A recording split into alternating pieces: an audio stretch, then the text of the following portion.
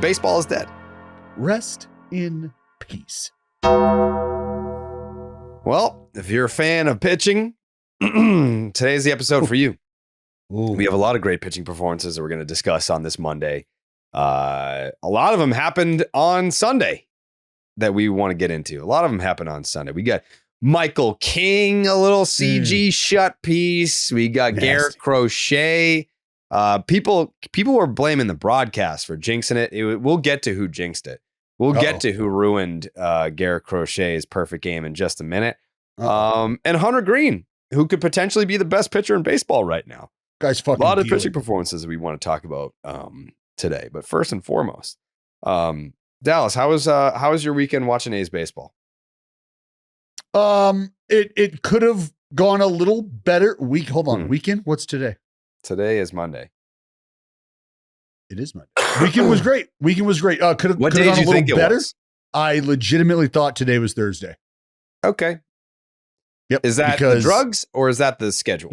That's the schedule because we have an off day. So I'm thinking to myself, oh yeah, off day, we'll start the Friday series. That's why I was like, fucking weekend. What are you talking about, pal? Sure. But yeah, we have an off day Monday and we'll be starting the Tuesday, Wednesday, Thursday. Yeah. So that's what we got going on. Yeah. I didn't get the memo. Is today take your son to work day? Who's this little boy that you brought with you? The clean shaven Maven Havens. Yeah. Is today take our sons to work day or we're back. It's hard to be legal. It's hard to be legal when your last name is Havens, apparently. Yeah. Fucking guy.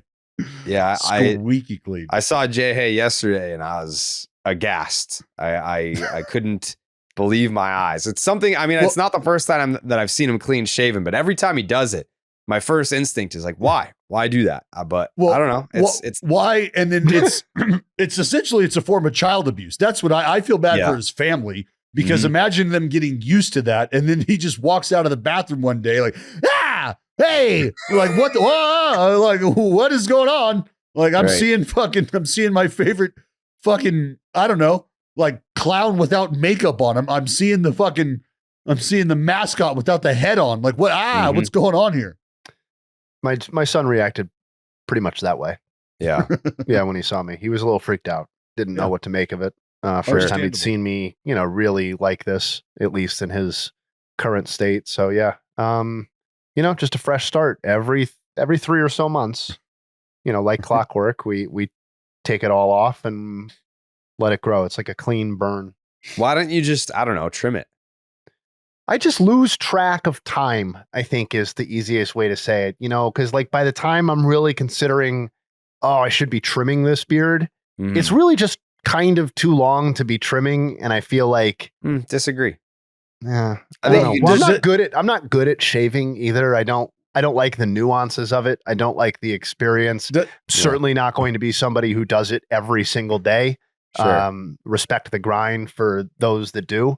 But yeah, it's more of like get it done, get it out of the way. And then I'm not really going to worry about it other than some real light cleanup work for, 2 months or so. So that's what I used to do in high school when, are you calling me a juvenile? A little bit. Yeah. So in high school, I would grow up my facial hair and didn't know that trimming was an option. Like I would go in there with like my little lack of awareness, elementary school scissors and trying, and I just whatever. And then I would just like shave it and start over. But then, you become an adult and you get the big boy toys. Like you get the nice little razors and the buzzers. And this is not an ad for anything. This is just advice. I don't know. I feel like you could just also go to a barber and they would do it for you. All of those things are true. And I'm not like ignorant to the idea that I could be executing it that way. I just, I don't know. So you're doing TV appearances all the time. I'm on this podcast and that's really the extent that people are seeing me outside of my own house. You can make the case that a lot of that more people watch us than some TV shows. Well, yeah, that's definitely true. But I don't know. I feel like this is kind of like a safe space where, I show up as I am sort of thing. Sure. Not that I'm not coming prepared, I took a shower and stuff like that, brushed my teeth and all, got dressed, wore my nice sweatshirt. But I've never really felt like this was a place where I had to get like done up. You know what I mean? Got it. Yeah. No, I agree. It's a place he can be comfortable revealing his prepubescent mange on his. That's what I was going to ask.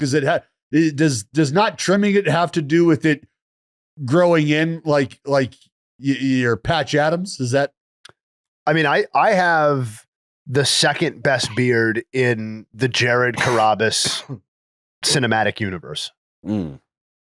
At its peak. Wow. Anybody want to dispute that? I mean, that's between you and Jared, I guess. Steve can't grow a beard. Can't grow Coley one. cannot grow Coley a beard. cannot grow one. I've never seen Jake really try. Tyler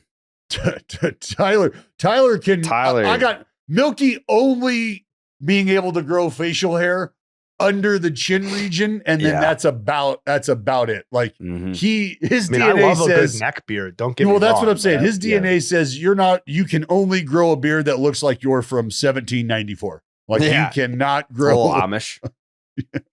Yeah. All right. Here's another thing.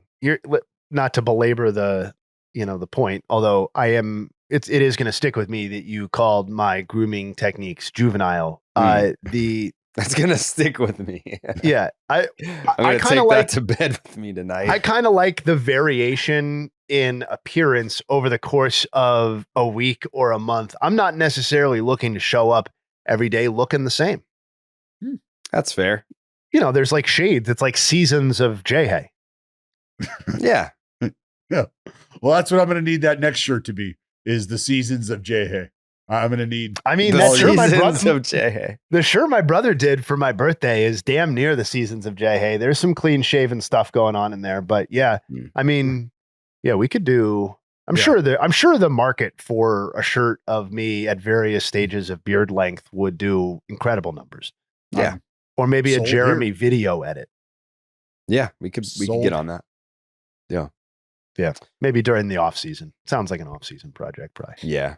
Because right now, MLB season is here. It's in full swing. Yeah. Underdog Fantasy wants to make it a lot more interesting. Underdog Fantasy is the easiest place to play fantasy sports. Playing their pick'em game is as simple as selecting higher or lower on player stats like strikeouts, total bases, home runs, and so much more. Do we have the graphic for my picks today? Not yet. They were waiting for one of the elements to be posted before officially sending it out. We were so on top of things that we actually beat them to the punch. So I got those picks in early this morning. You sure did. And that's because, I mean, your skill set's been sharpened. It sure has. And I like your trio. I mean, it's up to you to give it away right now or whether we'll wait to be posted. But yeah, you've got another one coming today. We got some coming tomorrow. Got a whole slate. I mean, if you've been looking for pick'ems from Jared and Dallas, the 2025 season is what a bonanza. What a bonanza. Yeah, I'm going to give away my picks just because I'm assuming they'll be out there by the time the podcast drops.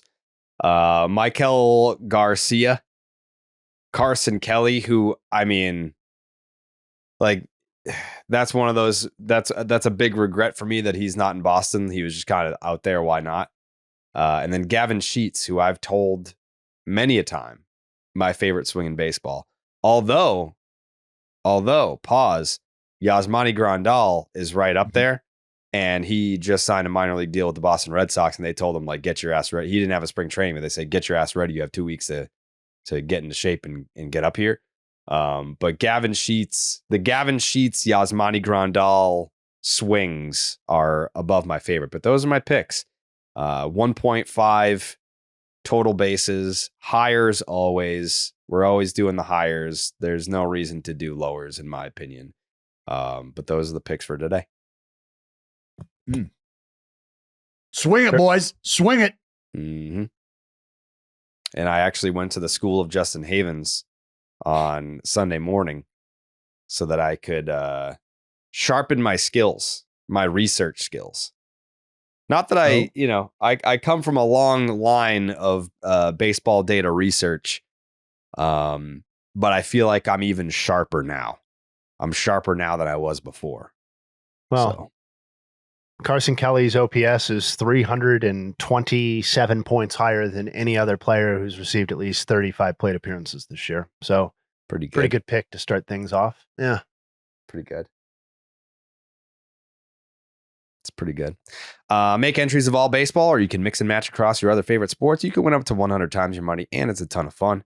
Make sure you sign up with the promo code Jared. That's JARED to get up to $1,000 in bonus credits and a special pick on Underdog. That's Underdog Fantasy promo code Jared.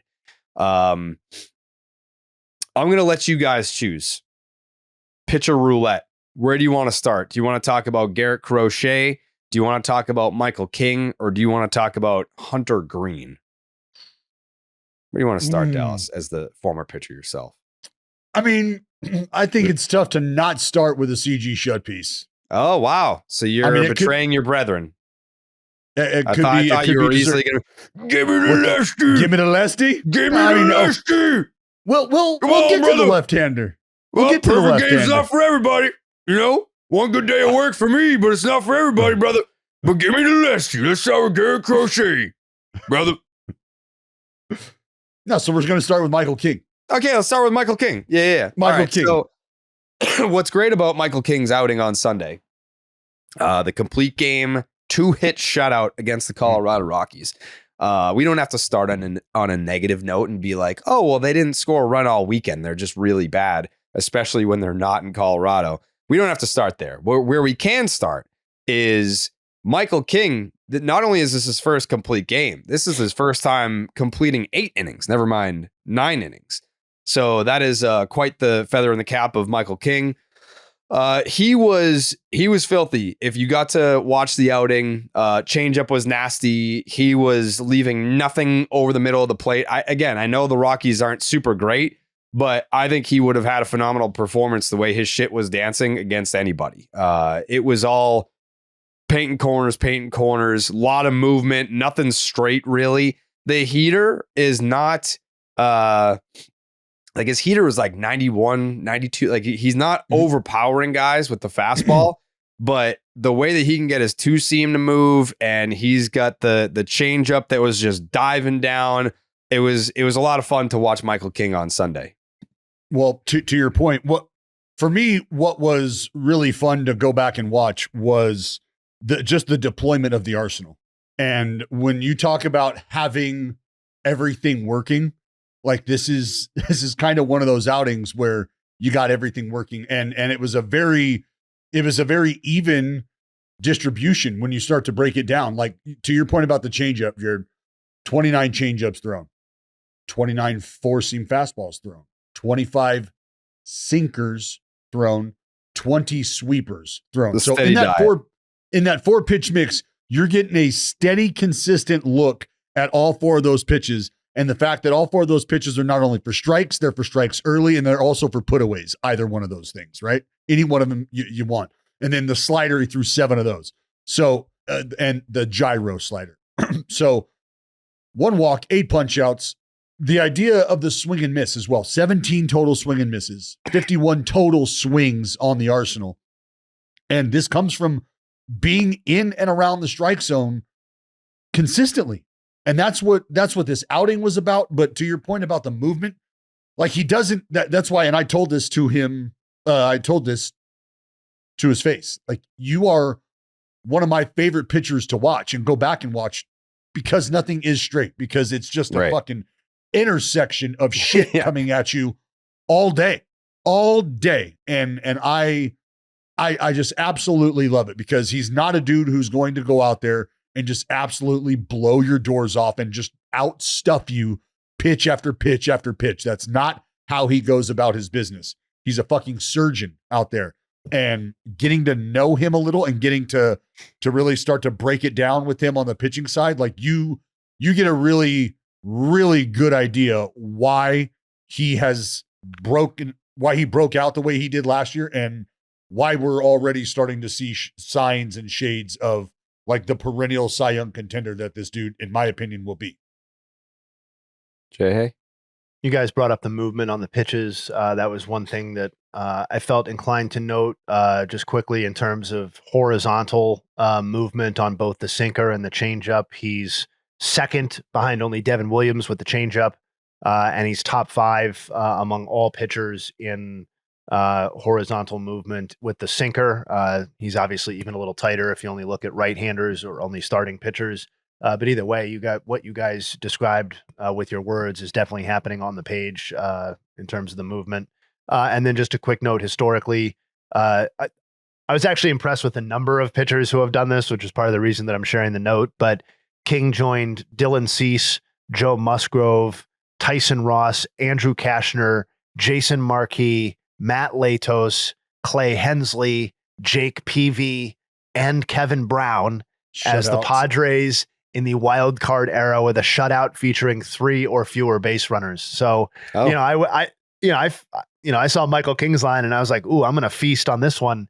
I forget that the Padres have these sort of epic performances like once every 2 years from some guys that, in case of Clay Hensley, you don't really ever hear from again. But yeah, Michael King is nasty, was nasty, and the data backs it up.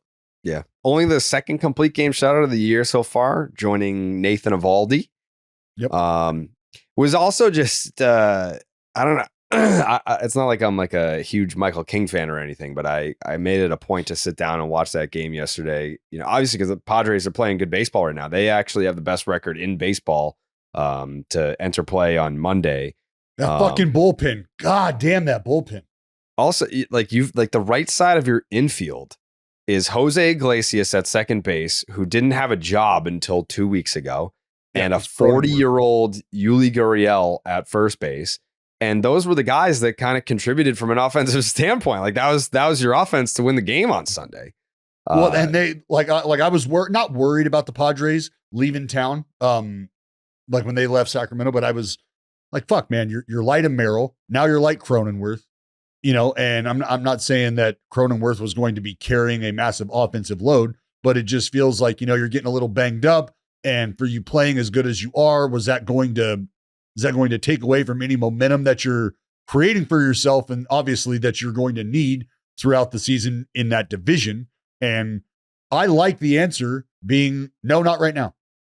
I like that because I think we all agree that the more competitive the San Diego Padres are, the much more exciting this division gets. And that's simply because of what we're seeing with the Giants and what they're capable of, what they're doing right now, as well as what we think the Diamondbacks can maintain. So you throw the Padres in that mix and that division becomes the wild, wild west. Yeah. JayHay, are the Padres for real? Can they keep it? Not best record in baseball, best record in the division for real, but can they keep this up? Yeah. I mean, I think they can absolutely be a playoff contender. Absolutely. Yep. And I think they're capable of being the second best team in this division. I'm sticking with the fact that I don't think they can be better than the Dodgers, but I think I at least I hope I've been clear enough that there's enough variance between the other 3 non-Rockies teams in the division that any one of those could slot in there. And as long as the Padres pitching is intact, I think this team is as dangerous over a short series as any team outside of LA. Yeah. Them boys good. Has the Michael King Slab Lab come out yet? No. Not yet. We're just tickling it right here, right now. Okay. Michael King Slab Lab is coming soon to a YouTube channel near you. Since Dallas picked first, JayHay, would you like to go Garrett Crochet or would you like to go Hunter Greene? I'm going to go Hunter Greene. Yes, Hunter Greene for the 3rd straight outing and for the first time in his career, I believe, goes 7 innings at least for 3 straight outings. Again, like this is a dude that he does throw it straight, but it's 100. He's 1,000 miles an hour. Fucking good luck. He had, I forget, it was later in the outing. He did paint a lot with the 100 with the 99, but there was one. He was in like a little bit of a jam and threw a dart 99 like right down the middle. That was just kind of like a weak pop up to shallow center that got handled. But yeah, I mean, like we're talking about a dude that has a strong case.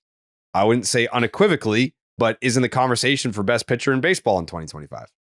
There's no doubt. And Hunter Greene, I mean, whether you want to call what we saw last year from him a breakout or whether or not he was on your radar before, I don't know why he wouldn't be, but this is perennial Cy Young talent. Is it not? Like with this kind of performance, with this kind of stuff, you put together consistent outings like this, a consistent run of outings like this. Yeah, absolutely. Yes. Yes. Yes. He was 1-2 in the draft. To your point, he was on a lot of breakout lists entering last season. He did do exactly that. He was a viable Cy Young contender last season. He finished 8th in the voting, could have finished higher, potentially. 26 starts. You put that over 30 or 32, I think it starts to creep into the top 3. And that was just last season. And I think we really are at this point talking about, and you never know how long it lasts with pitchers, but I think he has to be considered one of the very best pitchers in the game, not just a Cy Young contender. I mean, what he is doing, it extends beyond, like, I know we were talking about last season being his breakout season, but there was also like a breakout within the breakout. If you want to like kind of dig a little deeper. Yeah. Like if you just look at, and again, arbitrary endpoint. Yeah, sure. Maybe. But like if for cleanliness sake, if you look from the beginning of July of last season through the present day, we are talking about one of the great pitching runs that we have ever seen. Not seen since we've been doing the podcast, ever seen. Quick context. He is the first pitcher in Major League Baseball history to allow 35 or fewer hits over a 13 start span. So that's going back to last July, like I just said. First pitcher ever. That's over 80 plus innings. He's allowed 35 or fewer hits, right? This isn't some, he's going 5 1/3 innings every time. And I'm funny with the math. These are real outings. And he's the 6th pitcher ever to allow 9 or fewer runs. It's ultimately what it's about, right? 9 or fewer runs over a 13 start span. The only other pitchers to do so are the best, like single season or partial season runs that you can think of in your head. Jacob deGrom, Chris Sale, Jake Arrieta, Josh Johnson, which maybe some people don't automatically think of, and Bob fucking Gibson. Okay. That's who has done what Hunter Greene is doing right now. Like this is basically, there it is. Jared's wearing the shirt, as fitting as it could be. Hunter Greene is doing Bob Gibson shit right now. And like, I know most of the world recognizes it, but he should be recognized as one of the very best pitchers in baseball right now. Speaking of Bob Gibson type shit, I mean, I'm not bullshitting you when I tell you that last year, like JayHay just said, and I said it was the breakout and the breakout within the breakout. I mean, you just look at how he finished, how his season finished last year, right? When guys are tapering off or guys are hitting speed bumps, right? And it's a slog of a season and it's at the tail end of a long season for you. What does your performance look like? Well, his last 9 starts from that point, I think, Jay, you're probably talking early July. His last 9 starts of the season last year, you mentioned Bob Gibson. Well, how about a fucking 1.02 ERA over those last 9 starts? Opponents hit 130 against Hunter Greene. The last 9 starts of the season, 60 fucking punch outs over 53 innings. Like the dude was absolutely dialed in every facet. And it has not taken a break at all in this season. Let me ask you this, Dallas, as a former big league pitcher. So Hunter Greene is obviously heavy fastball because he can throw 100. 3 pitch mix. But it's not even, it's barely a 3 pitch mix. Like he throws the splitter kind of like just to show you that he has a third pitch. He's not using it a ton, but it's not like for Hunter Greene, if it's not broke, don't try and fix it. Is it a good thing that he's such heavy fastball? He'll show you a solid amount of sliders. He has the splitter. So the positive here is that if guys start to catch up with the heater or they're on the slider, he has the splitter, but there's also so much room to add like a changeup. Well, sure. Well, I mean, the changeup. So this is where I don't know. Like the sinker would be redundant if you had the splitter, but like he has room to add like pitches just to fuck with people. Well, no, I mean the idea, yeah, and I mean I'm not going to get into a big like fucking slab lab conversation here right now. But the idea of him being able to utilize the fastball in the fashion that he does, and to the extent that he does, that's a dream. That is a dream, right? Here if it you is. Can't hit it, then why do I need to add a changeup?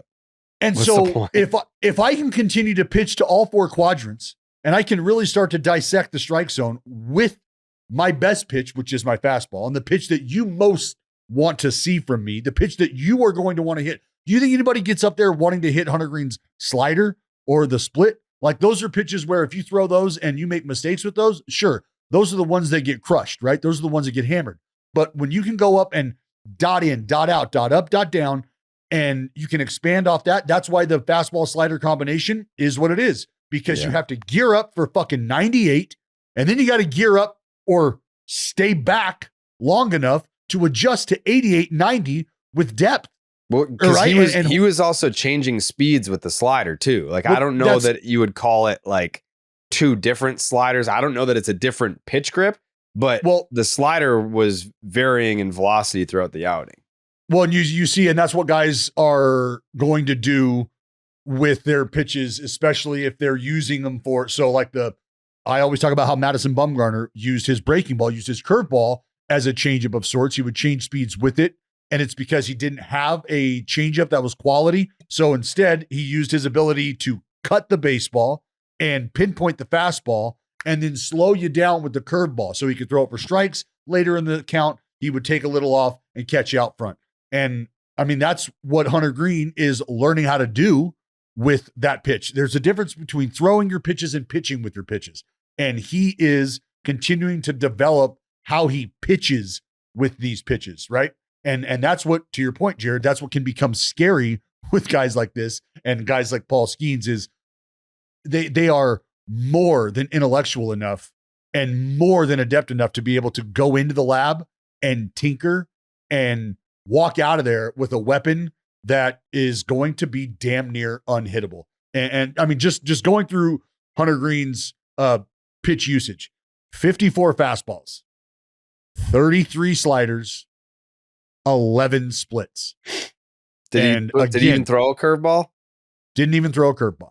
Okay. Right? And he's probably on the year. Like, was this his third start or his fourth start? Third start. This is third start. So for the whole year, how many curveballs has he thrown? 2? 5? I'm going to say, no, 2. Nope, 3. He's thrown 3. Okay. Yeah. He's thrown 3. So like, it's like, I just want to let you know that I can.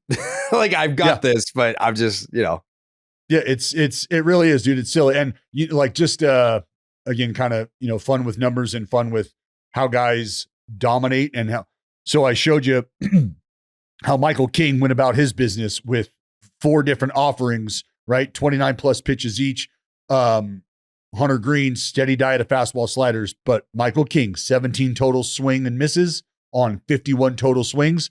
Hunter Greene, 16 swing and misses on 51 total swings. So it's just funny how you garner similar results by executing in a similar fashion, meaning filling up the strike zone, but it can be done in a very different way.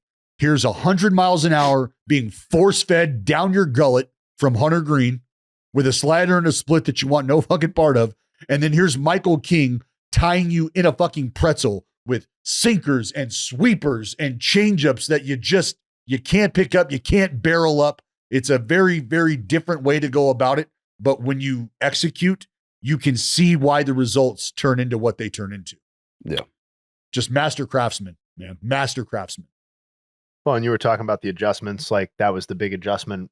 23 to 24 was the 4-seamer, right? Where it was 2 hittable before. And that's been solved. And just a quick note on the slider, batters are 0 for 29 against it this season. It's the only pitch in baseball that's been thrown 100 or more times and has not yet yielded a hit. It's fucking great. And just an aside, like, which pitch is that? His slider. Hunter Greene's slider. The slider. Yeah. Yeah. Yeah. That's and crazy. It's stupid. And the fact that he's just I cannot emphasize and prioritize enough what it means to have to attack the strike zone early, especially in today's game, especially with what's waiting for you on the other side as a pitcher. If you are in the zone early, Hunter Greene, 18 out of 24 first pitch strikes. That's 75%. 75%? Close. Something like that. Yeah, very, very impressive. Very impressive. Yeah. And I think, when we have conversations about early season performance, there are certain guys that we're going to highlight and be able to say, wow, this guy's off to a hot start. Good for him. But that doesn't mean that it's going to be sustainable from wire to wire. When we talk about Hunter Greene, I do believe we're talking about a guy, and there's plenty of reason and data to back it up, why we're talking about a guy that's like, this is wire to wire sustainability potential here.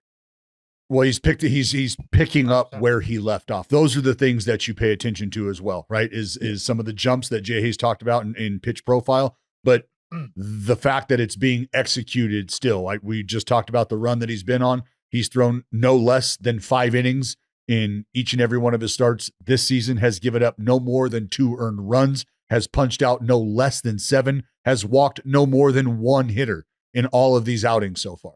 Like, that is just picking up right where you left off when you were shoving it up everybody's ass last year.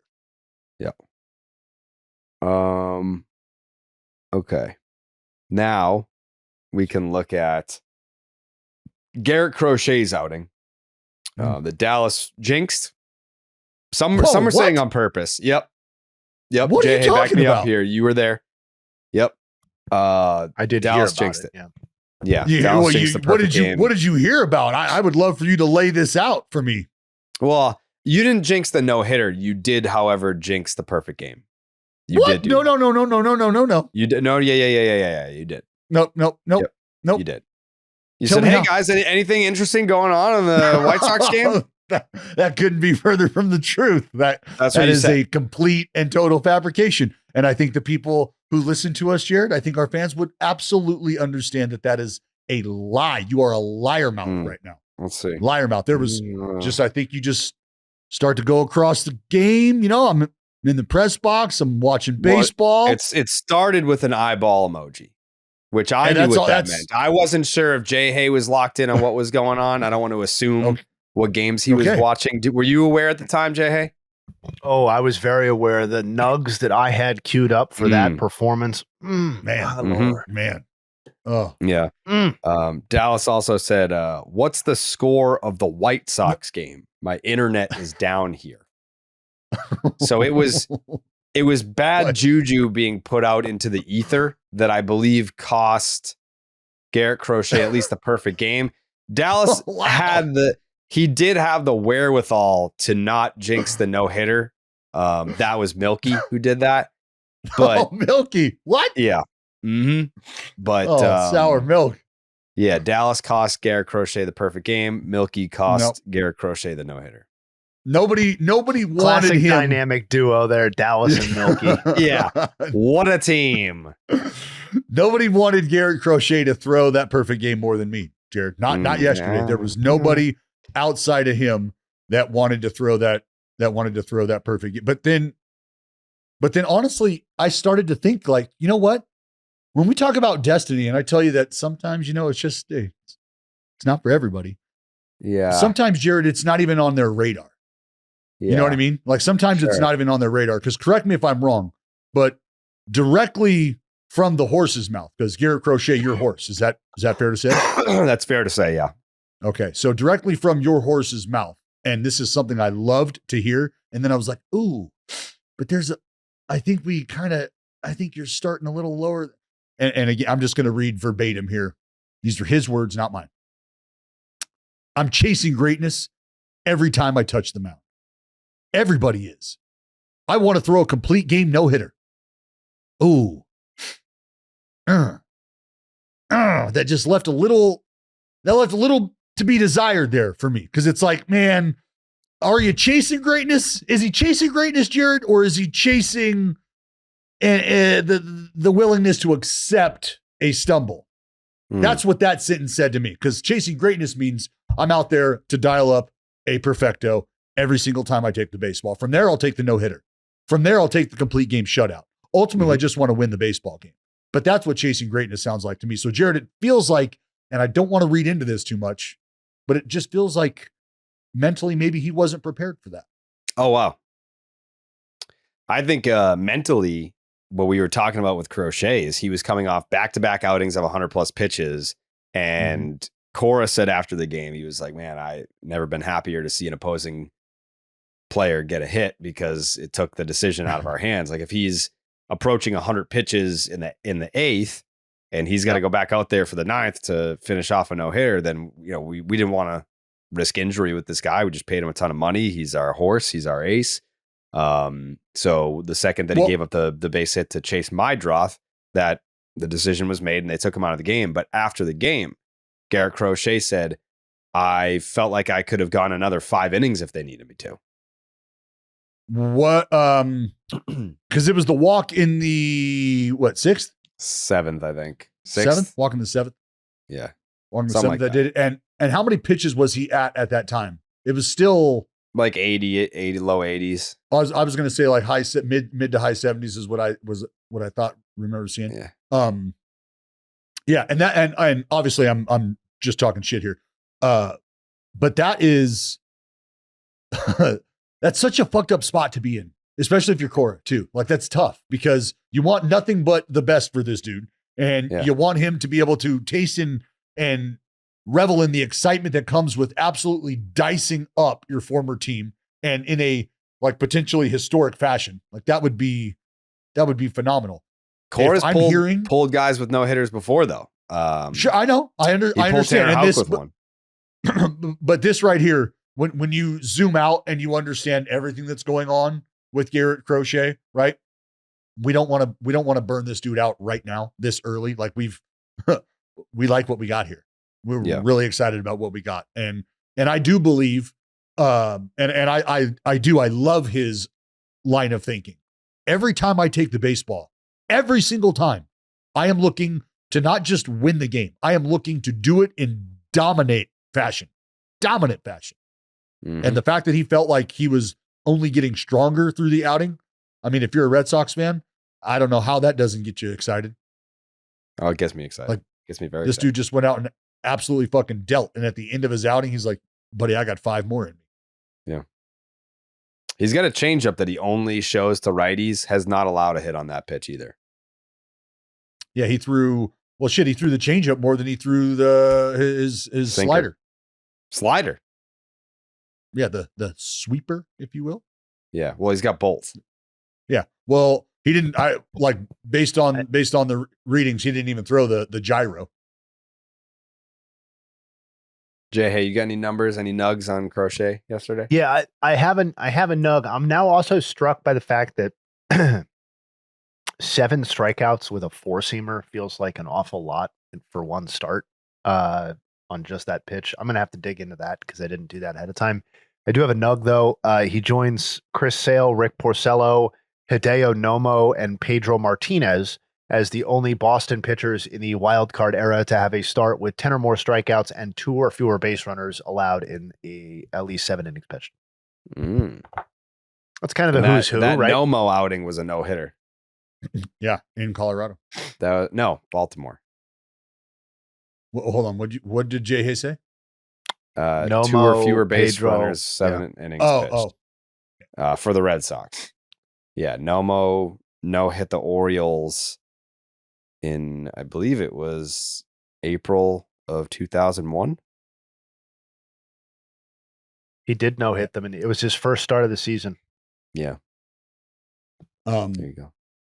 Yeah, Crochet's and just his arsenal distribution. 54 seam fastballs to Jay's point about the 7 strikeouts. 22 swings on that fastball, 11 swing and misses on that fastball alone. He had 12, 13, 14, 15, 16. He had 18 total swing and misses. I think Crochet, and I think Dallas, I didn't even know that this was like a thing when I first started working with Dallas, the whole like reading swings thing. And Garrett Crochet is 25 years old. He's not, I wouldn't call him a veteran. This is about to be really his first full real season of being a starting pitcher. Mm-hmm. But I do think he has the ability to read swings where the data could tell you, hey, like when this guy up here is down 0-2, throw him something with a wrinkle in it. Like he can't touch the slider if he's down 2 strikes. But if you're Garrett Crochet and you're like, well, I just threw him a 97 mile an hour heater up and he didn't come anywhere close to it, Why wouldn't I just throw that again until he proves to me that he can hit it? And that's what he started doing. And at the end of the game, he was saying, he's like, yeah, like I feel like I became more conscious about wanting to strike guys out. And I know that like that's what people expect from me. And when I wasn't striking out a ton of guys, I started to think about it and try to strike out guys. And that's when I started to strike guys out. So it was interesting to see. That he's talking about focusing on getting the swing and miss. Yes. Yeah. And that's where reading a swing can give you multiple outs, right? And what I mean is multiple pathways to your out is because you feel like, okay, I know where I can go here for deception. I also know where I can go for weak contact. And now it's just about me getting to a point where I can wipe this dude out. And that's all I need to do. Get to 2 strikes, and then the hunt is on, right? You feel like it's over. I've got him surrounded. I know every move he can make here. I know what the swing is telling me. I know what he can't get to right now. And that's why having a game plan, and this is why I love the idea of, having the clock and, hey, like have an idea, like the limiting of the mound visits, right? Have an idea, have a fucking plan for what you want to go out and execute. Have contingencies in place. So when what you're trying to achieve might falter, you know what you can go to. You have a back door. You have an escape route. And reading swings can go from being an escape route for you to another weapon in your arsenal. Jay? I was just going to say the last time that I found the answer to my own question, the last time that somebody had more than 7 strikeouts with the 4-seamer on the Red Sox was Sale in 2019. Was that the Rockies game? He did it multiple times that season. The most recent was on August 8th, 2019. It was against the Angels. The Josh Beckett never had one of those? Pujols, Upton. No, Beckett did. I said the last guy to do it. Oh, sorry. No, that wasn't. Yeah, and I don't think the search. No, it doesn't look like Beckett did. As a matter of fact, but Daisuke had one with 7. So did Felix Dubront.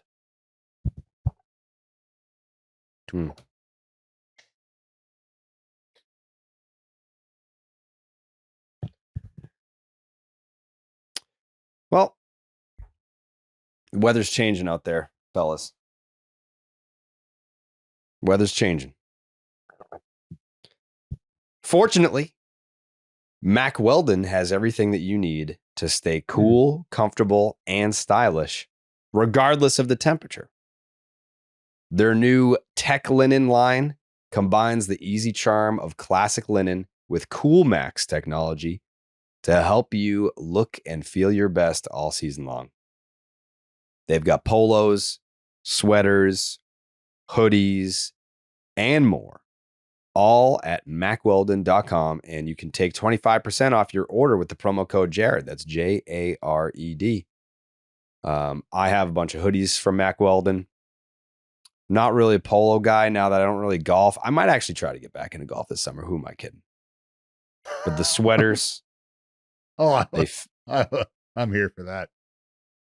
Why? I was on the golf team in high school. I know that I've sucked when I've done these little outings, but that's all I need is one day with a coach. Here we go. And I'm probably going to be better than you.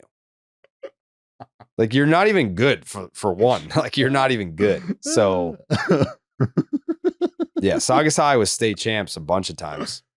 Oh, you're on that team? Looking confident doesn't have to mean calling attention to your clothes. Mack Weldon balances classic pieces with updated details to keep you looking sharp. They're not flashy, just classic, always in style and made from the world's most comfortable performance materials. Mack Weldon clothes are designed to fit your style and the demands of modern life. They look like regular clothes, but they feel like the latest in modern comfort. They're the go-to choice for guys who want to look great without even trying. Breathable underwear that keeps you cool and dry and comfy all day long. Crazy comfortable, but elevated sweatpants. Give your closet a breath of fresh air for the spring season. Go to macweldon.com and get 25% off your first order of $125 or more with the promo code Jared. That is MACKWELDON.com, promo code Jared. Moving right along. How about Jung-Hoo Lee, Dallas? Raking grandson of the wind. The grandson of the wind, just cranking homers to right at Yankee Stadium. What a series between those two teams. Marcus Stroman looked really good. Carlos Rodon looked great in that series. How about Mikey Yaz laying it all on the line out there in right field, selling out? Hell of a series between those two teams. I want to talk about Lee, though, for real. Please. Because to me, like, he just remains one of the most interesting swing pieces in all of baseball, because I think when Jared missed the pod and Dallas and I talked about the Giants, like, we mentioned that, you know, I think on some level, we know who a lot of the other players are on the Giants, quote unquote, and we don't necessarily know who Lee is. And I think the hope was that he could be like an average or above average player entering this season and be like a net positive for them.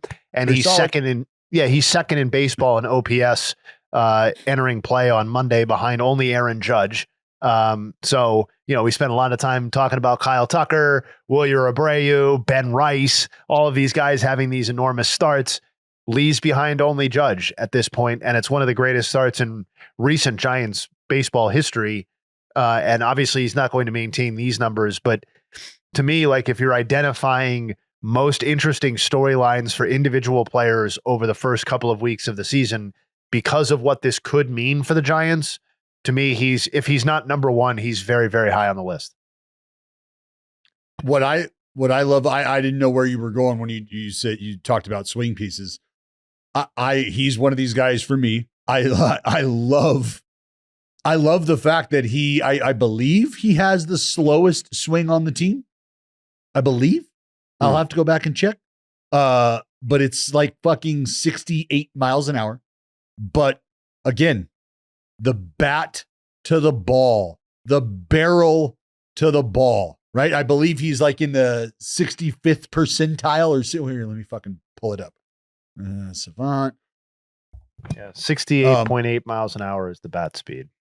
Yeah, and that's that's bottom tier. That is bottom tier.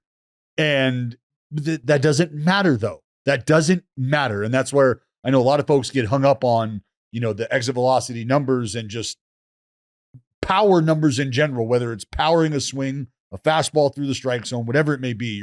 You're enamored with power, and I understand. But I just love and appreciate guys who go about it differently, but as I said, garner the same results. Like the dude he's putting the barrel on the baseball as consistently as anybody, and the results speak for themselves.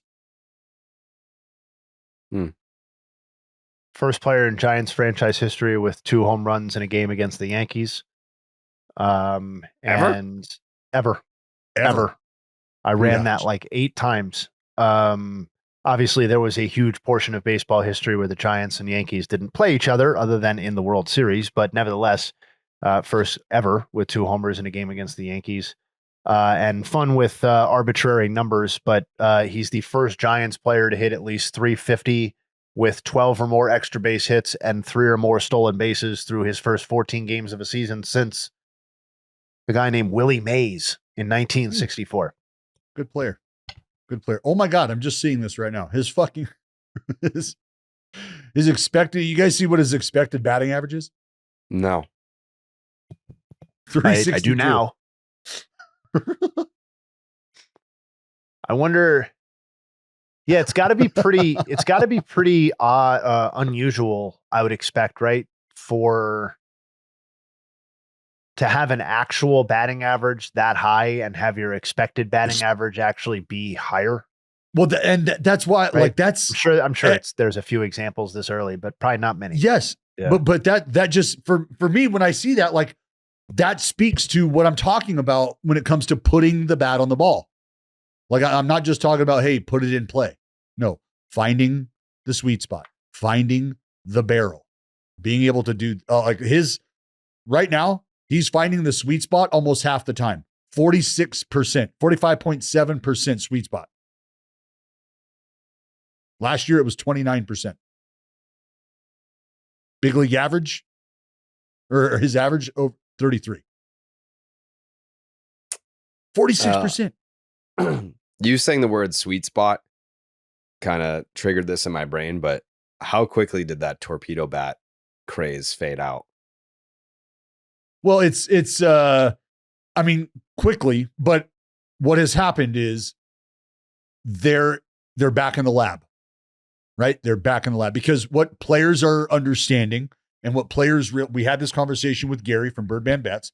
Players are now starting to realize and understand that if I'm going to be altering my swing at any point in time during the season, is it going to benefit me doing so against certain types of arsenals, certain types of pitchers? You know, golfers go and get their clubs fitted for their swing in the moment, how it's coming off the club face right now, and what am I doing mechanically that can either help me stay consistent in doing that, or is there something about me mechanically that I can adjust my clubs based on how I'm moving, right? One of the two. And that's what the torpedo bat has offered, is an opportunity for hitters to figure something out about themselves physically. Do they have the ability to, you know, deploy different swings comfortably and consciously? Do they have the opportunity or the ability, to do so against a different type of pitcher? Just like you would maybe change your clubs based on the course you're playing, the course conditions, right? And your swing and how it looks that day. There might be a change. You might stay away from certain irons because it just doesn't feel good coming off the club. And so now you choke down on an iron or whatever, you put the ball back in your stance so you can keep it low. Like, there's just a lot of different adjustments made. Hitters are starting to, I think, really give some attention to this. I don't know that it's a priority, but yeah, it's not one of those like here today, gone tomorrow things.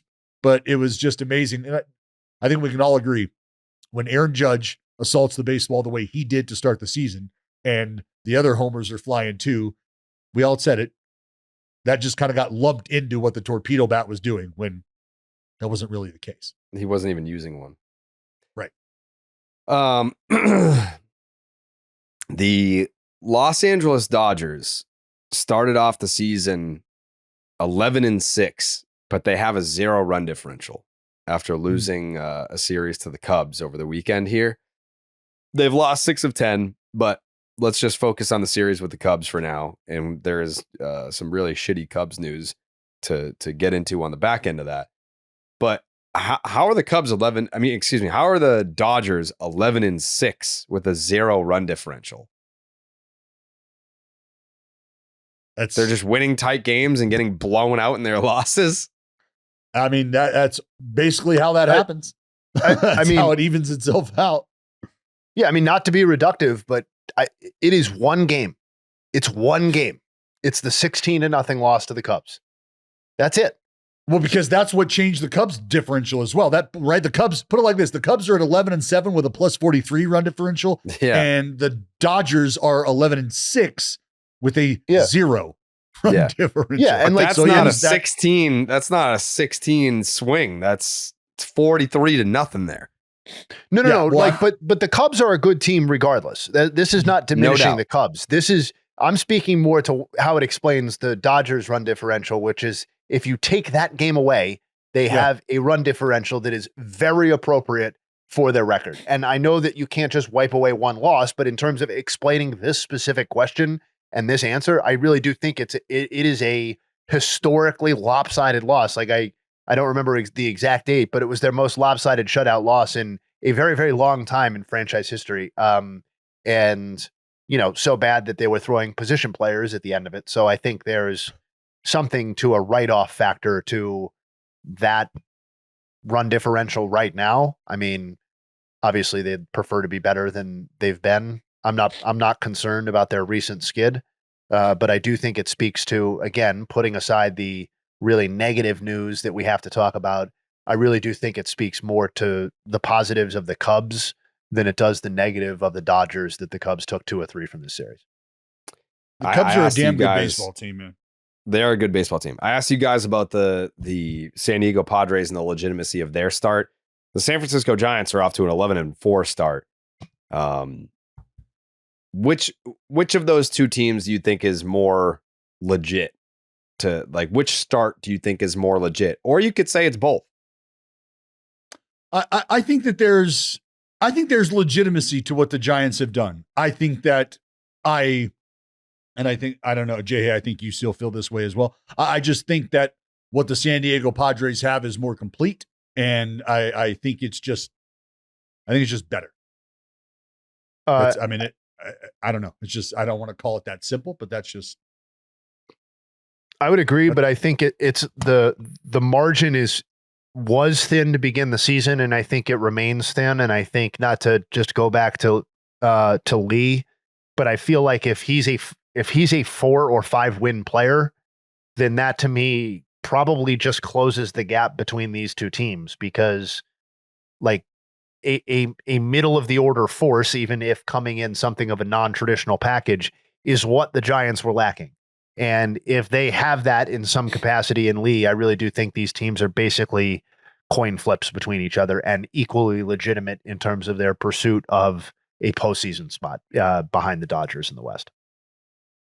Yeah, I mean, Lee changes a lot of things. Lee changes a lot of things for this team. Like if he's producing and performing the way he is right now, and that continues, and I'm not saying that, I just go back to the expected batting average. Like I don't know that Lee hits 360.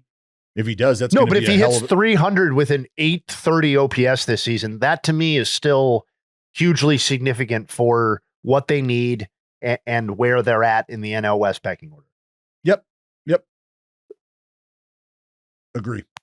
Because it also makes, like, this isn't the most important thing, but it also makes all the other offensive contributors in their lineup kind of intuitively make more sense in the slot that they're in, right? Like, you don't really want Willy Adames as your lead offensive player, right? Or Matt Chapman as your second best offensive player, or however you order Yastrzemski and Chapman. Well, shit, and JayHay, how not? Well, I mean, easy there, because we just paid both of these dudes a shitload of money. So yeah, I'm going to need you to be in that conversation. Like, whether or not you're shouldering Matt Chapman the load. Has never been that off. I'm talking offensive. I'm not talking about overall package. Matt Chapman is obviously maybe still the most valuable player on this team, but he has never been, other than the briefest stretches in his career, a legitimately impact offensive player. No, I would disagree. He is no.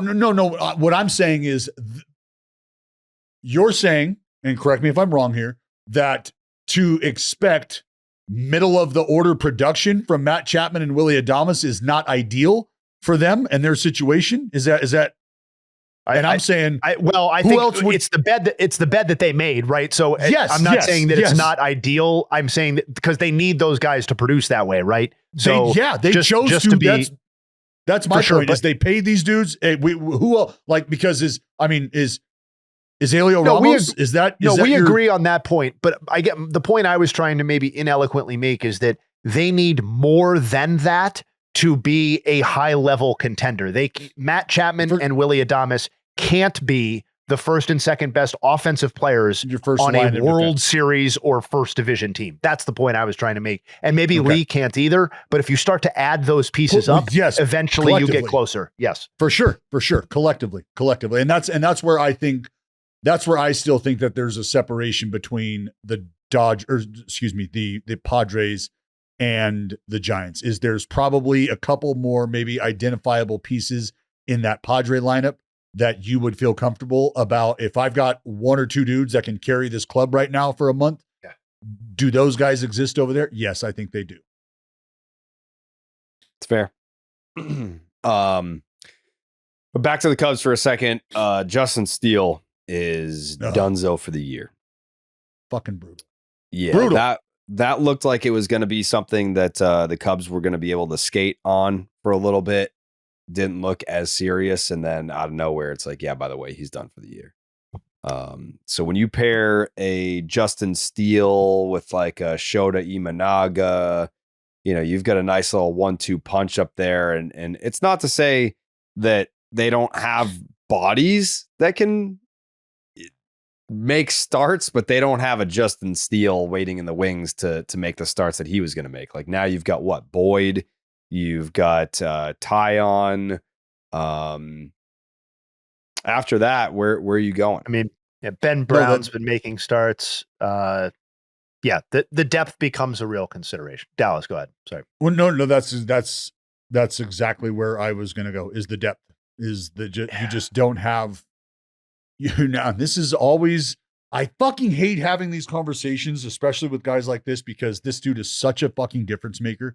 But when you don't have 10 dudes, like, I'm sorry, but when you don't have 10 viable options to start big league ball games for you, that depth really starts to take a hit. I'm not saying that you need 10 frontline guys. I'm not saying that you need 10 1-2-3s out of your rotation. But if you don't have viable options that you can plug in when shit like this happens, you can watch a rotation that is essentially, I mean, if you're losing a Justin Steele, how good was the rotation to begin with? If you're losing a Justin Steele and it is the setback that it is, that we know it's going to be, how good was that rotation? Because I feel like you're excited about what you've got from Boyd at this point. Is that real? I don't know, man. Like, I feel like Justin Steele is like as significant of a setback as we may get this season. I mean, cross our fingers, I guess, but like in terms of a contender losing a frontline starting pitcher, like I don't have to tell you this, but like this is literally one of the five. I guess. Sorry. I was moving forward, I guess, but like, yes, Cole is a bigger loss, but I think it's by degrees. I don't think it's by magnitude. I don't think those are two totally different classes of pitchers. In fact, I think you could easily argue that Justin Steele has been a better pitcher over a meaningful period of time than Garrett Cole has. By ERA, he's been the 5th best left-handed pitcher since the start of the 22 season. So we're not talking about some limited sample. The only guys he's behind are the class of left-handers: Fried, Snell, Skubal, and Framber Valdez. Like, that's who Justin Steele is with, and it's a 3.18 ERA. And he has been that guy basically every season since. You're not getting huge ups and downs with Justin Steele. You're getting a 3 ERA with Justin Steele. And consistency. Yeah, whether you wanted to view him as the ace of this staff, the co-ace with Imanaga, or a number 2 on a staff waiting for a number 1 to come in from somewhere else. Like, I don't really care. Like, this is a massive, massive loss. At the same time, like, I had so many reactions to this, but like, at the same time, it's only so big of a loss to me because I feel like they can withstand this and still win the division. So I feel like their planning moving forward needs to be like, yeah, we definitely need to go out and get a guy, but not that they would operate this way anyway, but like, I don't think it needs to be in a panicked sense. I saw them immediately linked to Alcantara, which would be obviously a great pickup. There's going to be a lot of teams that are and will be interested in Sandy Alcantara.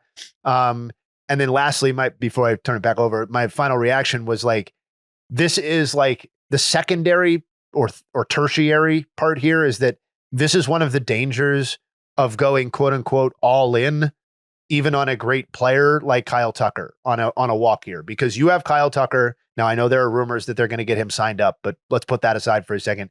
You only have Kyle Tucker under contract for 1 season. And Kyle Tucker is more than delivering on his end of the bargain. And in the 1 season where you have him, you lose Justin Steele to a season-ending injury, which is obviously a devastating blow that you could not have predicted. But it's still one that I think they can overcome. I'm just very curious to see how they do it because they definitely need rotation help now. And that's right there. I think, JayHay, that is a way. And who knows if the talks with Kyle Tucker get tabled simply because their front office is looking to reroute right now and say, hey, look, you're going to be our priority. You are our priority. Ultimately, our priority, though, is winning and capitalizing on your presence here. And we want to show you that we're serious about this relationship. And I think one of the ways that we can do that is by showing you that we will go out and make a move right now, because we absolutely have this division in our hand. We can win this division. We might be able to even win this division the way things stand right now. But in an effort to try to secure the services of Kyle Tucker and show him that they are serious contenders, it almost feels like this can be a self-serving move here by going and plugging a need that they have. And that can also start to show or set the example for Kyle Tucker that this is what you can expect. So when we sign you up for the next decade and shit like this hits the fan, we're showing you that we will try to do what needs to be done to continue to keep our place where it's at. And that means postseason bound. Well, and I just want to remind everybody too, that the Cubs traded Cody Bellinger for a guy named Cody Poteet in months ago, right? With the idea of clearing future salary obligations, right? And I think on the podcast at the time, I at least was hopeful that that would be reinvested in the roster before the end of the offseason.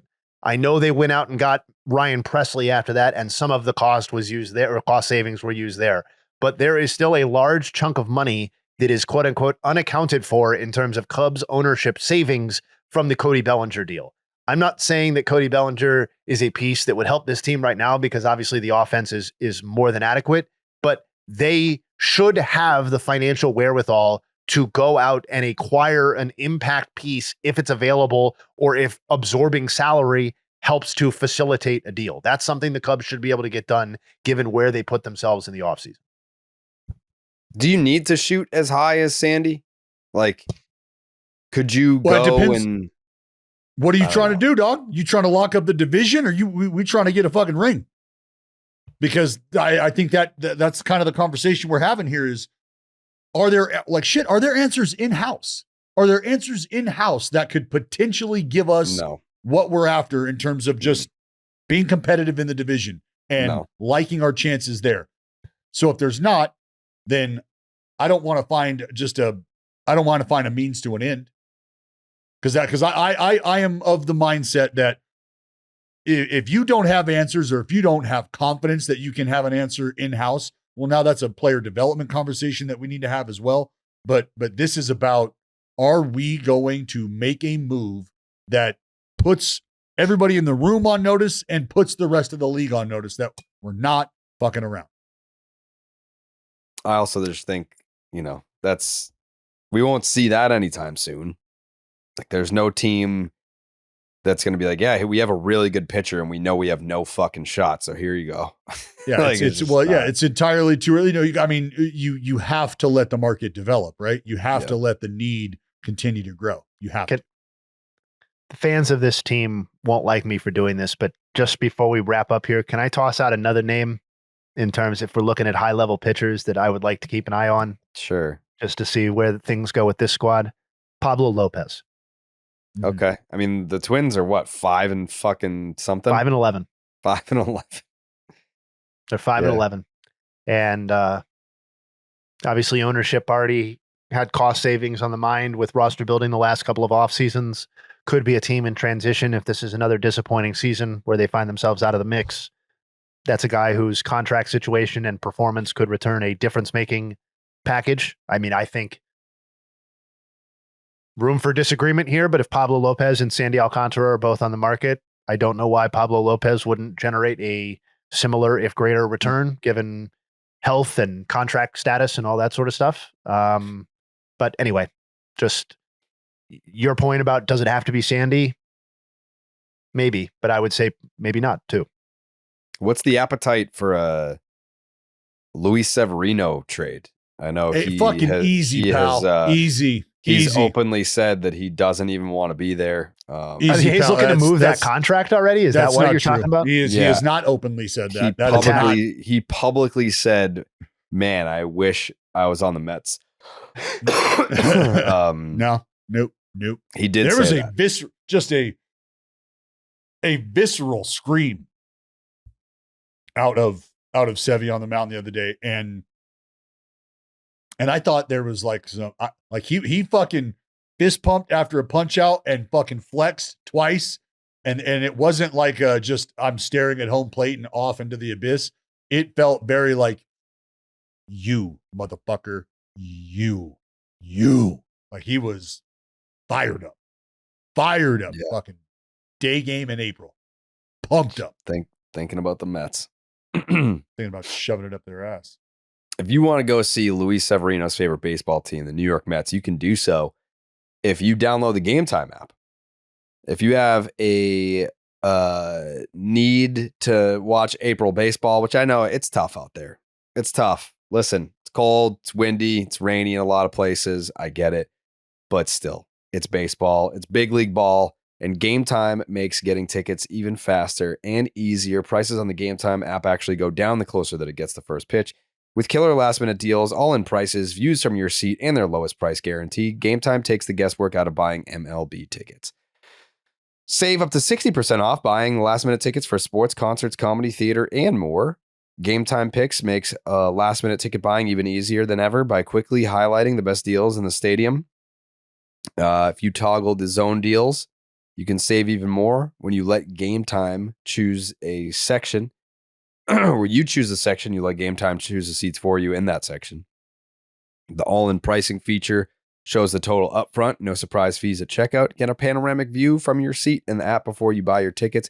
And of course, the lowest price guarantee. Your Game Time will credit you 110% of the difference. Your purchase is covered with the most flexible customer service policy in the ticketing industry today. Take the guesswork out of buying tickets with Game Time. Download the Game Time app, create an account, use the promo code BID, and that'll get you $20 off your first purchase. Terms apply.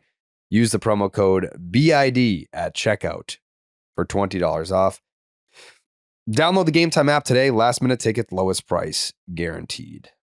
Before we came on the podcast today, it was announced that not only will Aaron Judge be playing in the World Baseball Classic next year, but he will be the captain of Team USA in the 2026 World Baseball Classic. Again, not my captain, not my team. There's been some chatter internally about whether or not the boys will be, because I've never done World Baseball Classic. I've never been there. I would love to. It's definitely a bucket list item for me. I just don't know how we're going to do this in terms of different country representation. Like, I'm sure like Dallas is obviously going to be doing his like Team USA thing, whatever, but I got to go see my country. So I'm not sure how, unless they played each other. Yeah. Unless they played each other, how are we gonna do this? I mean, I'll see you in the fuck gold medal game, pal. I mean, be there if you're into that. But it's really all I have to say about that. You're signing up Captain fucking America, Aaron Judge. What? It's over. Curtains. Wego. Yeah, I mean, like when the moments, when the lights shine the brightest, that's who I want up at the plate. When it's Ohtani against Judge, and I want that clip queued up from Dallas, that it's lights out, and Aaron Judge is going to win it for him, because he's going to be a lot more conflicted than that in the moment, I suspect. I mean, patriotism aside, yeah, maybe, but yeah, these colors don't run, bud. These colors don't run. Which, your Dodger white and blue? Is that what you're talking about? The red, white, and blue. The red, white, and blue. Oh, okay. The red, white, and blue do not run. The red, white, and blue do not run. Yeah, I can't wait to see. I didn't hear the red. I didn't hear the red. I just heard the white and blue. I can't wait to see what old Republicana Rocket has got up his sleeves. I'm going to be decked out in Dominican garb. I'm going to have the flag going. I'm going to have the jersey going. So right now, if the DR does not win this thing, you have to get an American flag tattoo on your neck. I already have an American flag tattoo. Not on your neck. And that American flag tattoo is part of another tattoo. Yeah. I already got two, brother. No, we need it right here. And maybe a WBC 2026, just Just right there. Just a little. I don't know about that, but we'll workshop it. Yeah, we can definitely workshop it. I'm reluctant to do any tattoo bets with Dallas because he's like a big pussy when it comes to tattoos. We've been talking about getting baseball seam tattoos for 6 years, and he just won't do it. You've had a guy for all 6 years that just for whatever reason we haven't been able to get to. You haven't been able to. He said he would come to the house and tattoo us on a live stream, and you were like, "But I don't know, it hurts." Oh, get the fuck out of here! That was absolutely. That's what you said. Never. You said that. Never. Obviously, it wasn't on the air, or else the clip would have been used over and over again. But yeah, like we did like the postseason playoff streams, and I was like, "Do you want me to get my tattoo guy to come over and do the tattoos while we're on the stream?" And you were like, "But they're needles. They hurt me." That's what it was. I need one baseball is dead hat before I get a baseball is dead tattoo. That's my policy. Yeah. You think you're getting a baseball hat doing a baseball podcast? What kind of that is my bar. The bar that must be cleared. What kind of crazy talk is that? I mean, I get you a Slab Lab hat. I get you a Slab Lab hat if you're well, everybody's where are those coming from? How do you get a Slab Lab hat before we get a baseball is dead hat? I mean, brother, nobody's saying. I haven't gotten a straight answer from where the Slab Lab hats are coming from, even. Yeah, he's doing it like some janky operation. It's crazy. Yeah, it's got Meg making hats. Yeah. Overseeing his children. Yeah. He's running a sweatshop in his basement in Stockton. Hey, it sounds like we might not be too far from the truth here. So yeah. We might have stumbled into the real answer. Children just. Well, I want a hand stitched hat. Yeah. I told you my children are sounds autistic. like we have to contact Meg if we want these hats.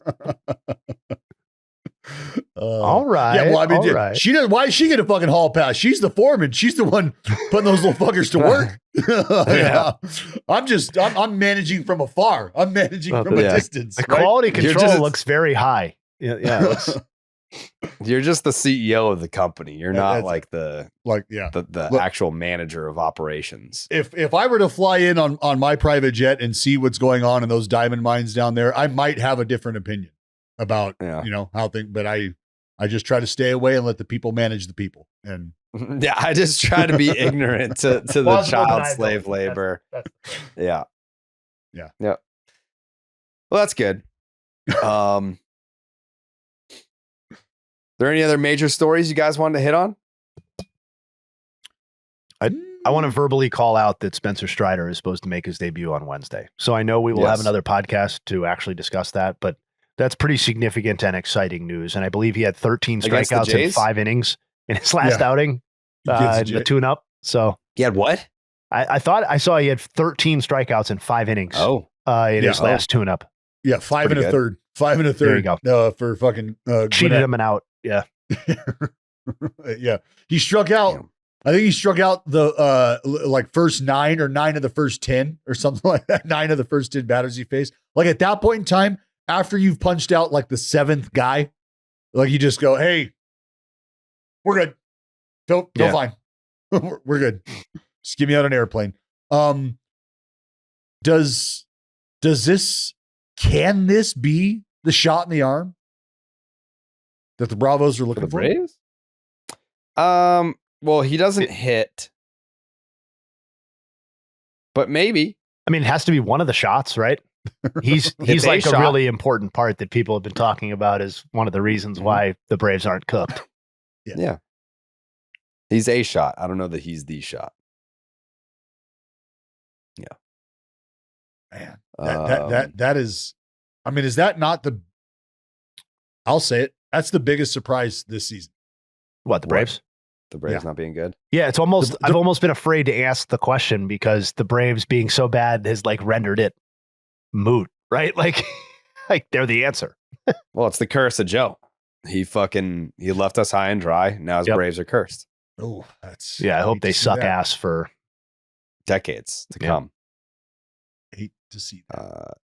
Tonight's the redemption of Paul Skeens, yeah? Yeah, he's up against the first Nats. start since the 5 Ernies. Yeah, doesn't get another shot at the Cards for a little bit, but yeah, he's got That's okay. He's got the Nats tonight. Always fun to tune in for some Skeens action. Scooble on the bump too. A lot of Slab Lab guys going tonight. Oh yeah. Mm-hmm. Yep. And then Cubs Padres too, just in terms of two teams we talked about coming off of significant series. Well, I mean, heavyweights. I know it was against the Rockies, but 3 straight shutouts is pretty cool. So chance to continue that streak, and Cubs obviously beating the Dodgers. So pretty excited about that one. I like that a lot. Okay. Any final thoughts, gentlemen? Dallas. Final thoughts. I do have to shout out my man Jay Willie, because Jacob Wilson, dating back to last year, going into the ball game yesterday, riding a 15-game hitting streak, and to start his career, a 15-game hitting, or 14, 15, 15, 16, whatever. It's fucking ridiculous. And that streak did come to an end yesterday, but I have long asked for and begged for a player who puts the ball in play with this kind of consistency. And I am just here to tell you how much fun I have had watching that unfold. He's not hitting 10 homers a month, but just the game of baseball, how I grew up watching it played, how I grew up playing the game of baseball. I'm not here to tell you that, oh, it's such a better brand and it's such a, I have learned to find the love in the way the game is played today. And I really enjoy it. Really, really like the game of baseball. It's just fun to watch guys who go about their business in a different way, have success in the face of all of the evolution, in the face of the way that the game has changed so much. To get a guy who's just like plopped back into this ball game, feels like he's been plucked out of an era gone by. And it's just been a lot of fun for me to watch early. I enjoy his style of play. He ain't the fastest motherfucker out there, I'll tell you that much, but I love me some Jay Willie. I know JayHay's got some nugs. I did, however, want to point out that the A's medical cart ran out of gas and had to be. I almost put that in the rundown and thought it was mean-spirited. Yeah. Well, no one was on it, to my knowledge, right? Well, no one was actively hurt. No. Yeah. No one was hurt. Yes. But Hey. the A's medical cart ran out of gas and had to be put into neutral and manually pushed off the field. And Jared, you guys are never beating the allegations. Jared, the fucking best part about this, right, is where we're at in the booth. And this happens in major league parks, just so people are like, oh, fucking minor league ball. Yes, it's a minor league ballpark. I'm not telling you that. But even in big league ballparks, from your vantage point, from your booth, you lose sight of foul lines, right? Sight lines. Fenway, you can't see what's fucking going on down next to the Monster. So you got to figure out, you're playing it by ear. Well, I could see what was going on. I was laying on the cough button because I was dying laughing. And when I tell you that people, somebody from the booth next door came in and was going to say something to me, and I'm just like this. I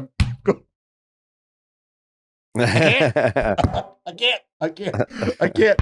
But one of the dudes pushing.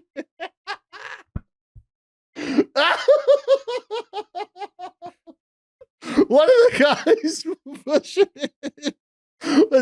He's a trainer with us, bro. It's like the fucking like he was trying to push the fucking, they got nothing behind it. Absolutely nothing behind it whatsoever. Oh, and he's a marathon runner. Used to be a marathon runner. He's let himself go these days. But it was, I told him, said, that is your single greatest contribution to the franchise is you steering that traffic out there. But the video that I saw is like, eventually he's just like, he's trying to push. He's like, And instead of maneuvering the cart, like you could see him just all of them collectively go, fuck it, it's not working. Let's just try to lift the front end of this fucking golf cart and lift it up and move it and like shove it behind the gate. Like it was a fucking tennis shoe caught under the door. Like, let me get this fucking thing out of just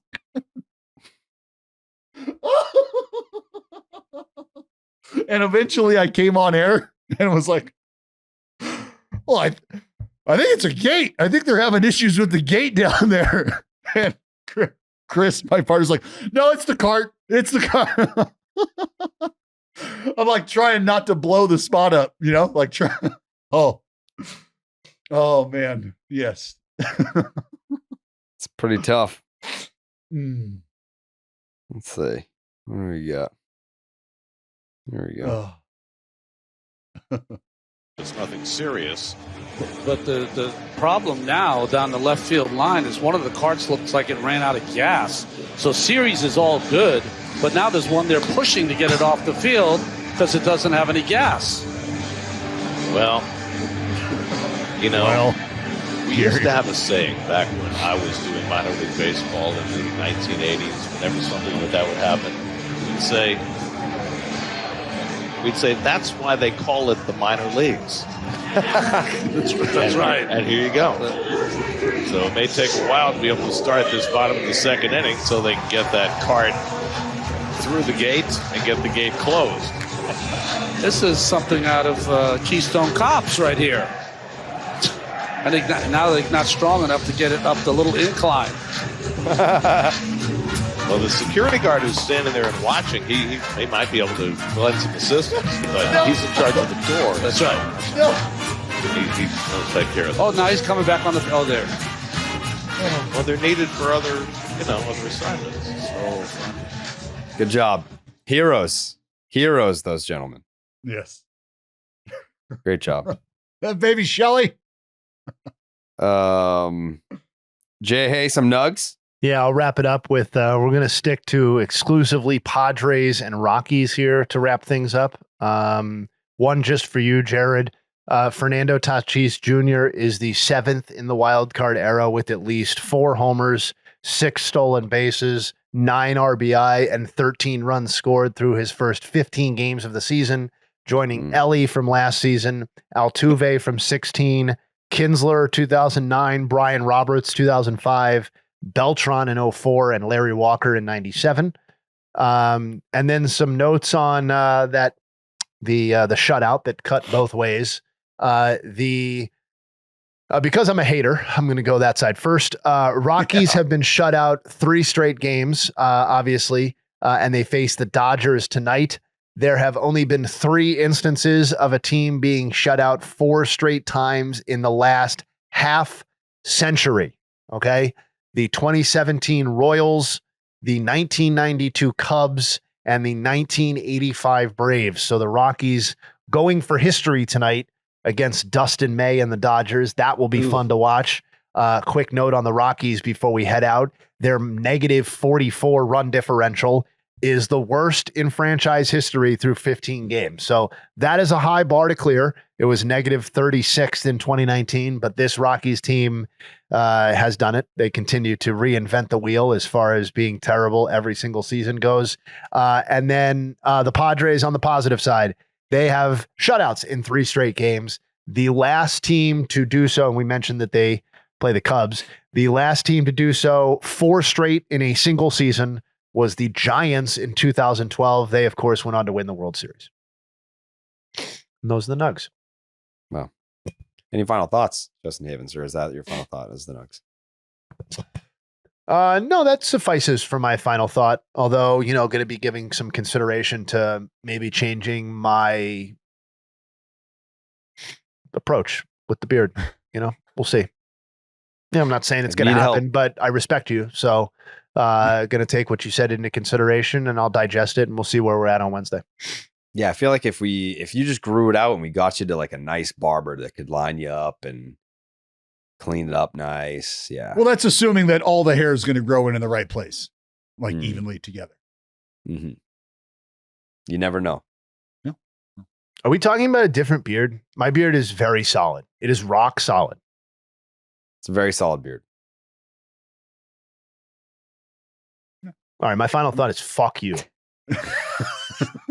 That's aggressive. I just uncalled for, frankly. I mean, HR.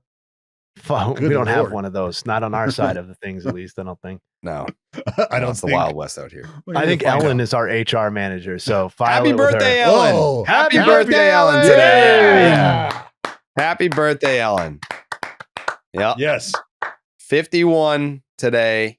Mm-hmm. You taking her to Incredible. We're gonna do dinner. lunch? Oh, good. Because we're doing dessert. Excuse me. What? Yeah. Any recommendations, Dallas?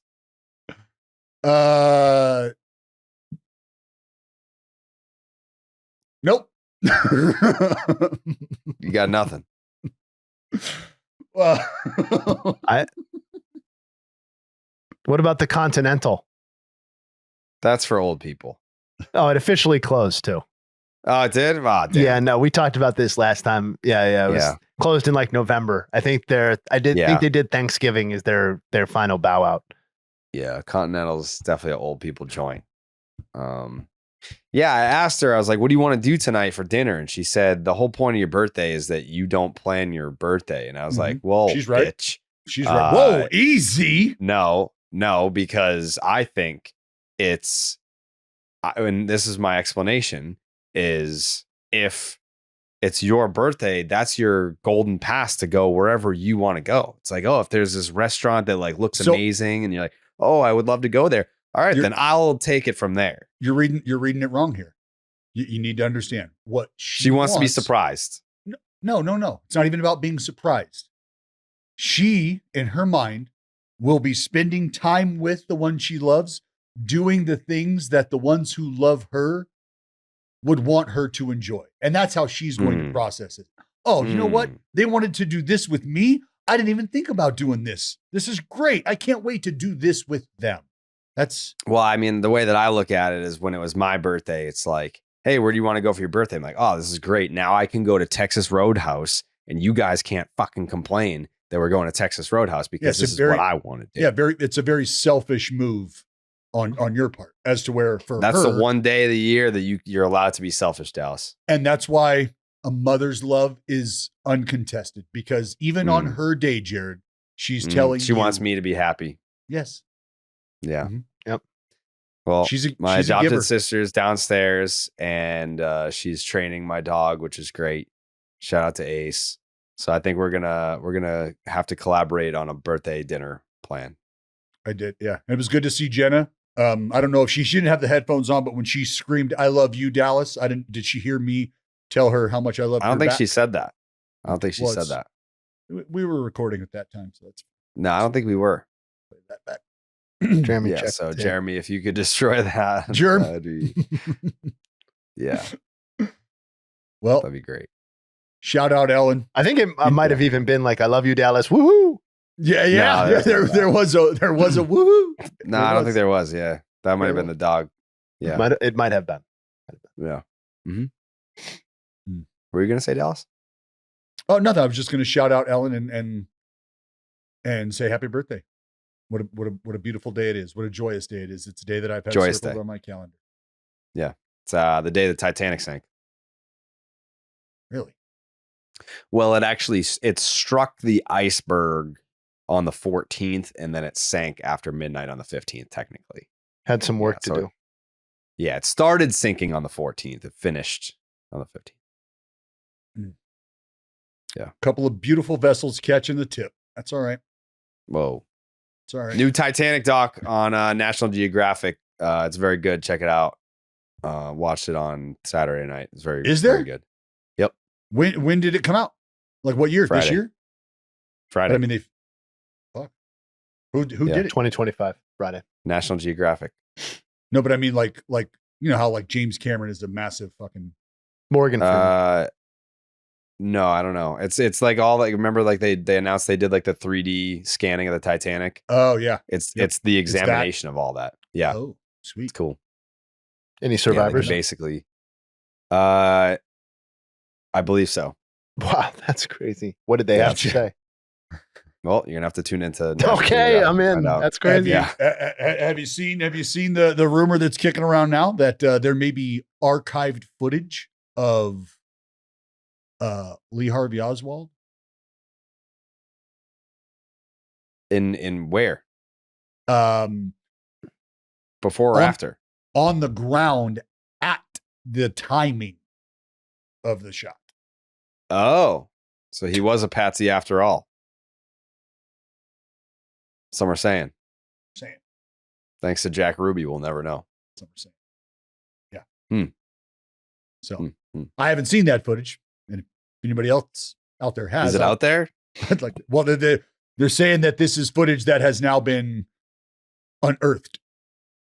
Yeah.